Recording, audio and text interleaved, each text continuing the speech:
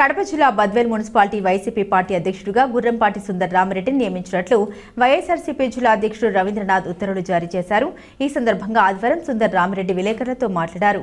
నాపై నమ్మకం ఉంచి నాకు ఈ బాధ్యతలు అప్పగించడం పట్ల ఎంతో సంతోషం వ్యక్తం చేస్తున్నామని వారు పేర్కొన్నారు. ముందుగా బద్వేల్ పట్టణ ప్రజలకు, వైఎస్ఆర్సీపీ నాయకులకు, అలాగే కార్యకర్తలకు, పత్రికా విలేకరులకు, అలాగే అధికారులకు, అనధికారులకు అందరికీ కూడా ముందుగా సంక్రాంతి శుభాకాంక్షలు తెలియజేస్తున్నాను. మీరు ఈనాడు నాకు మళ్ళీ మున్సిపాలిటీ అధ్యక్ష పదవి ఇవ్వడానికి నా మీద నమ్మకంతో మళ్ళీ ఈ పదవి నాకు ఇవ్వడం జరిగింది. నేను పార్టీకి ఎల్లవేళ పార్టీ కోసం కృషి చేస్తాను.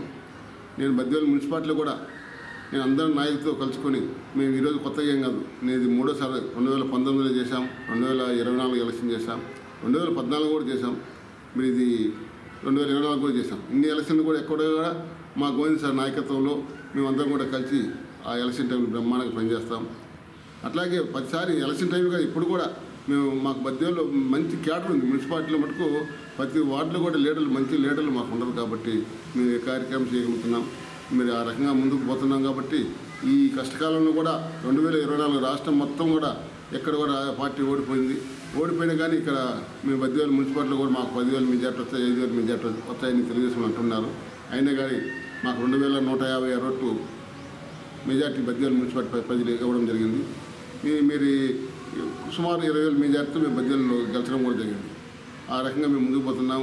మీరు నాకు ఈ పదవి ఇచ్చినందుకు కూడా మీరు మా పార్టీ అధ్యక్షుడు జగన్మోహన్ రెడ్డి గారు కానీ, ఎంపీ అవినాష్ రెడ్డి గారు సార్ కానీ, పార్టీ జిల్లా అధ్యక్షుడు రవీంద్రనాథ్ సార్ గారు కానీ, మా ఎమ్మెల్సీ పెద్దలు గోవిందర్ సార్ గారికి, మా ప్రీతం నాయకురాలు ఎమ్మెల్యే గారికి కృతజ్ఞతలు తెలియజేస్తున్నాను. నా శాయశక్తులు పార్టీ కోసం నేను శ్రమిస్తాను, కష్టపడి పనిచేస్తాను. అందరినీ కూడా మున్సిపాలిటీలు అందరూ కూడా మీరు అన్నదమ్ములు కలిసిమెలిసి పార్టీ కోసం పనిచేయడానికి మా నాయకులు కూడా చాలా సిద్ధంగా ఉన్నారు.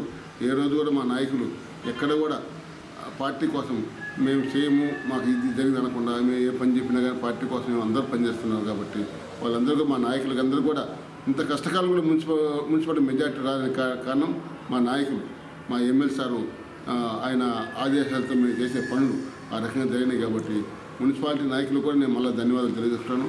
వాళ్ళందరి సహకారంతో మేము మళ్ళీ ఎలక్షన్ దాకా మేము కష్టపడి పనిచేస్తామని తెలియజేసుకుంటూ సెలవు తీసుకుంటాను. జై జగన్మోహన్ రెడ్డి.